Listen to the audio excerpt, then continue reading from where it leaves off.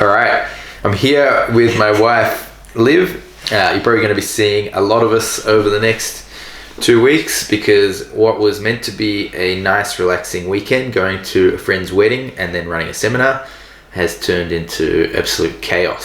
So, a few things we want to talk about. First off, now our gym is closed, it's shut until I guess this coronavirus situation clears up.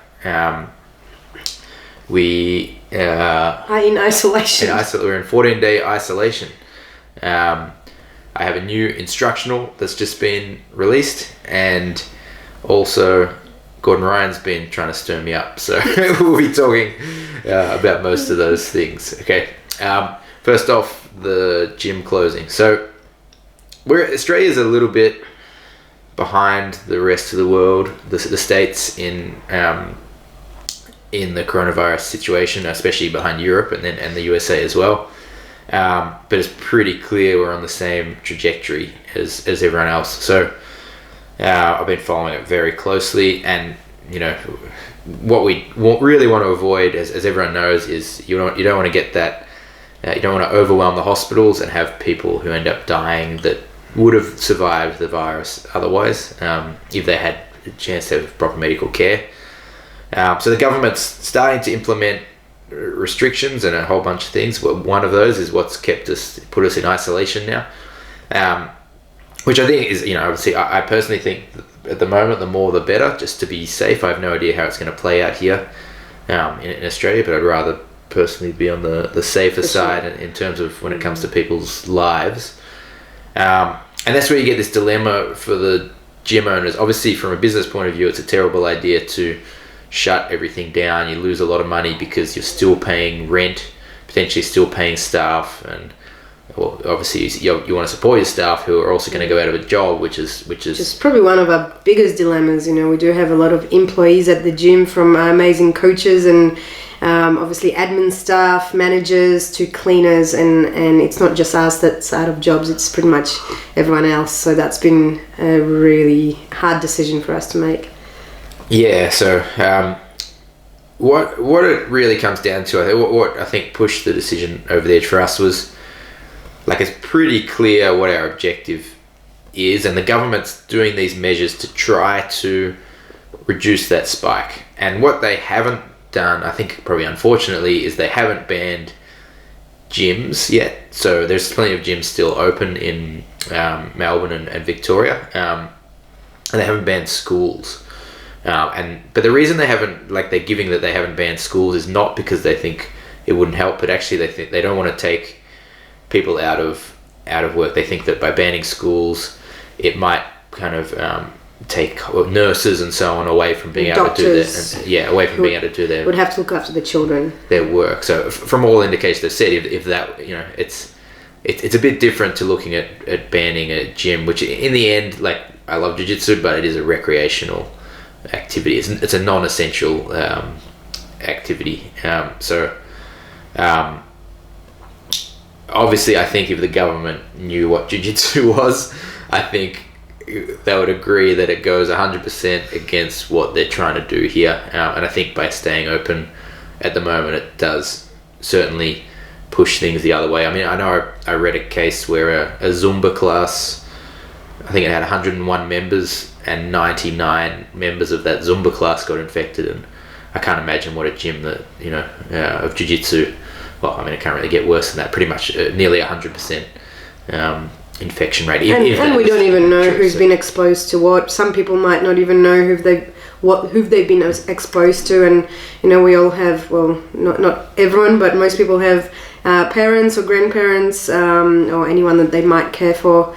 Anyone with a compromised immune system, so we just didn't really want to take the risk. Yeah, for the most part, people our age would be unlikely to die. I think it's still possible to have some very serious illness, which could clog up the medical system further again. But for me, definitely, the idea of potentially running a class or for a week potentially before the diagnosis even comes, you could have 400 people essentially then infected walking around spreading that to their friends and family, and that could, I imagine if you're a gym that's still open, there's a very big chance that or there's a chance that you're in the news about how much of a impact you've had. So for us that was a pretty easy decision. Obviously everyone makes their own decision there. One thing I wanted to talk about, obviously our staff and our co-owners have been really good, Dan and Simon. And so Dan Herbertson and Simon Carson have been absolutely amazing, working pretty much massive shifts while we're away in New Zealand.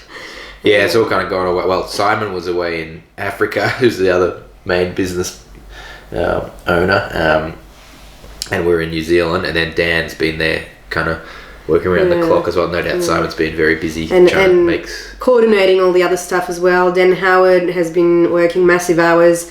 All the admin staff as well have been doing amazing things, and we've had overwhelmingly supportive response from all the members and the staff, which is great.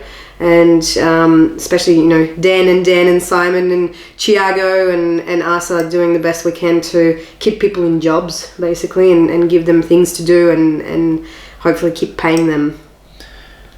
So one of the things which we're doing a bunch of things, but one of the things we decided as a good course of action, and I think maybe if you're a gym owner, that actually this was I think this was Simon's idea, this one, but is to put at the moment it's going to be a big problem. I think a lot of martial arts gyms are going to go out of business if they close, which is that might be a big reason why some are not willing to close at the moment, which is fair enough.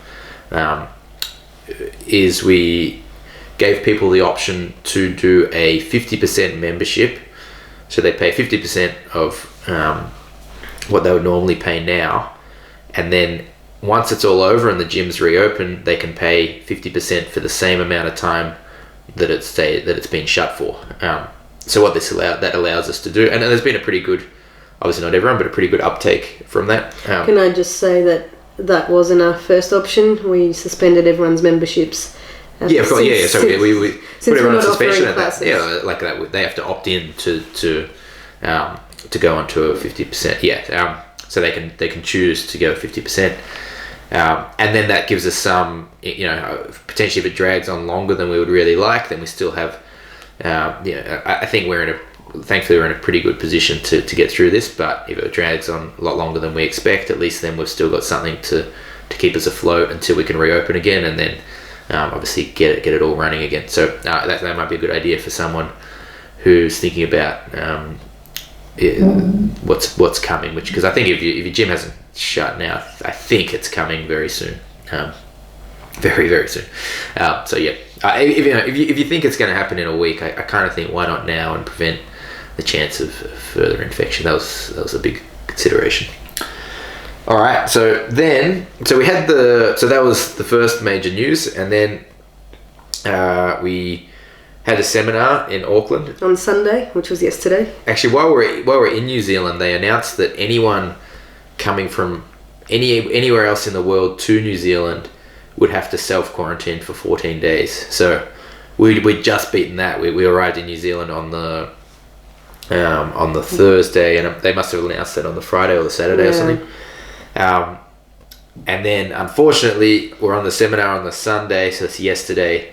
We're flying back today, and they announced that anyone flying back to Australia from anywhere in the world after Sunday night after midnight we'll have to self-isolate for 14 days, which is responsible, and it's the right thing to do. New Zealand.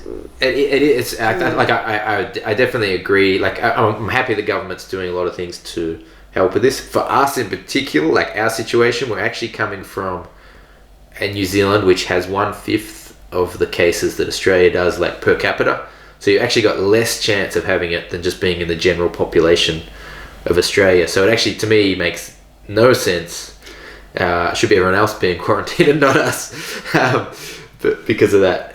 But I get the general idea. Obviously, it's kind of a similar thing to it's almost the opposite to the school, the gyms being closed thing, where I think in this case they've put like a blanket rule, like they've said, oh, like gyms are okay, because they're probably, when they think gyms, they think people going to do a workout and not actually being in contact like they are in jiu-jitsu. So they've said gyms are okay.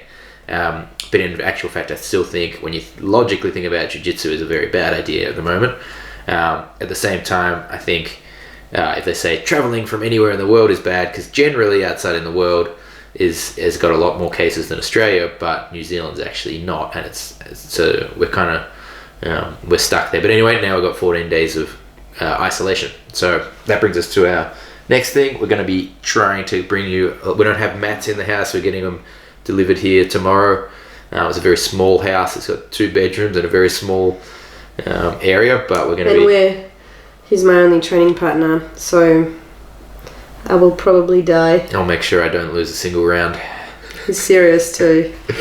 I might have my face splashed against that wall soon. Splashed? Yeah. Splashed. Double leg me or something. Splashed. Splashed, like that. Smushed. Splashed. Splashed sounds like you're going to get like clobbered, like with a... That's what it feels like. Jeez. No, we're going to likes to talk in hyperbole sometimes.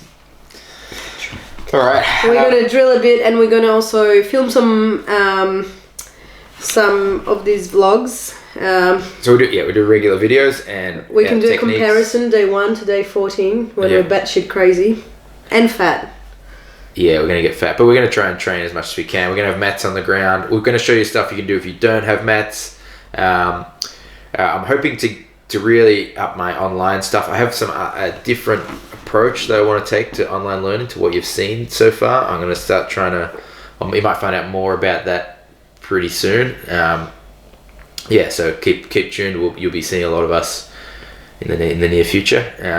And next was the new instructional. So my newest instructional was released today. That's on escapes. So it's instructional about how to escape the main positions in jiu-jitsu, and from those positions, some of the submission options that your opponent will go for as well. So obviously it's a fundamental series. I aimed it. It was pretty hard for me to make like I don't like leaving out like really what I think is important details. Like I want to give people a full system. So even though it's fundamentals, like I feel like it will take you up, potentially like some higher, more advanced, because fundamentals are important right up to an advanced level.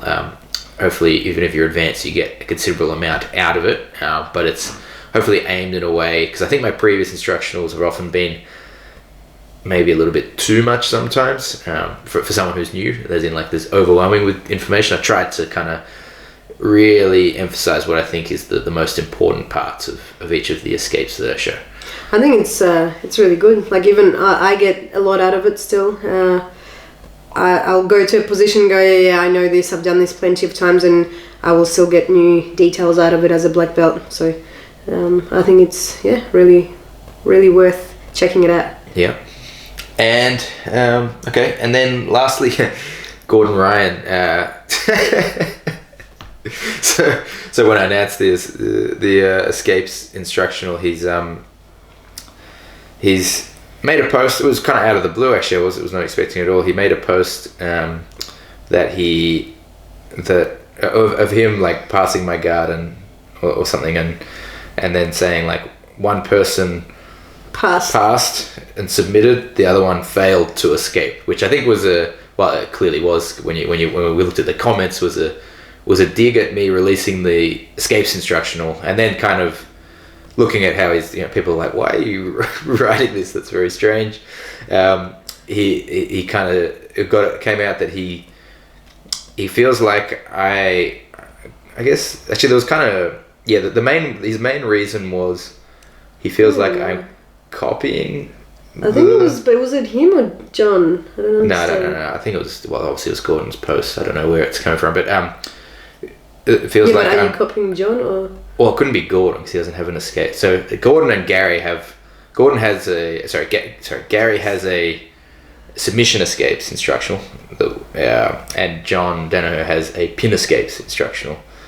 And apparently I now, because they have instructionals on a topic, I am not allowed to put my own opinion out or opinion techniques out on anything that's been covered. So yeah, I thought it was interesting. But I mean, it does bring to a pretty important question of intellectual property in jiu-jitsu. So I first off want to say, actually, I haven't watched any of those instructionals, like the Danaher's or Gary's instructional. Usually when I'm actually preparing to do a instructional, I try to avoid watching people who are teaching on that topic, because I want to make sure that, one, I'm not influenced by that, because sometimes you miss things when you see someone explain something, you go, oh, that's why, and then actually it might not be why, the move works. And when you actually, instead of doing that, watch yourself roll and pay attention to what's happening when you're rolling, you get to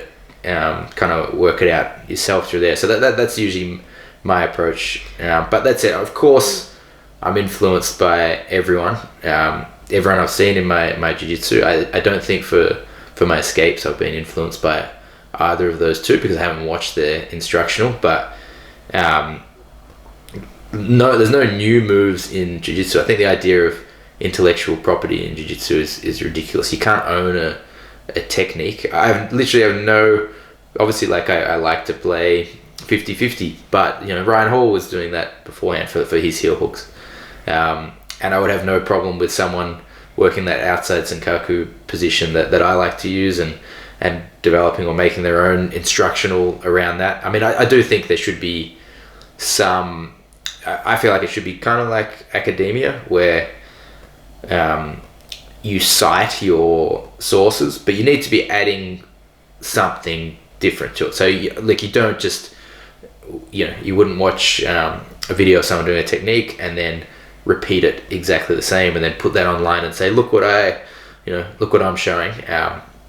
But what you might do is like take their idea, and if you notice a different angle from it, or maybe it's explained in a different way or a different context or something, I think that's absolutely fine. And if you can, you cite your, I think it should be like academia, where you cite your source, like, oh, like this is, which I try to do in my instructionals whenever that comes up, or often at the start I'll say, we're working this position, I'm strongly influenced by this person, that person, so on. Like, obviously for my leg lock instructional, if you watch the start, I said I was influenced by Ryan Hall, obviously Danaher and Eddie Cummings, and even though I think the stuff I was showing in there is quite different to a lot of the stuff that's out there, there's no doubt there's been a huge influence from some of those people. So I think it's good to recognize that. But yeah, so I think but I think also, like, watching you go through the process of filming a DVD, it doesn't just, you don't just go, oh, someone put a DVD out, I'm going to do mine next week. It's actually a really long process of preparing, writing down. Well, that's what's quite funny, is because I've actually been doing DVD instructionals for longer than Danaher and Gordon have with Fanatics. I tend to take about 6 months to, like, but I'm averaging about 6 months. I do want to cover everything, so guess what? I'll probably cover other things, especially because the Danaher and Gordon and probably Gary are going to be bringing stuff out every 2 months or so. If I'm taking 6 months, then of course you guys are going to put out topics that I want to cover. I don't think, I think it's ridiculous to say that once you've covered a topic, that's untouchable. So. Yeah, I mean, like you plan it, then we film it, you do your own, like, you edit it, we actually give it to some students to watch it and try it and see if everything makes sense. We'll film you roll. You might change some stuff because you're watching yourself roll and go, oh, actually I do that. Often you'll teach classes for that week, advanced classes, on some things you've covered in the DVD to see if it makes sense and people are getting it on what you're missing in your instruction. So it's actually quite involved process, I think. And Anyway, to be honest, I'm actually quite happy that Gordon started a little bit of controversy again. Like, it actually probably helps my instructional sell. So thanks, Gordon. I'm not sure I like your attacks, but that's as in, like, I don't know why you have to do that. But anyway, that's how it is, and it ends up being good for me. So I appreciate it. Thank you.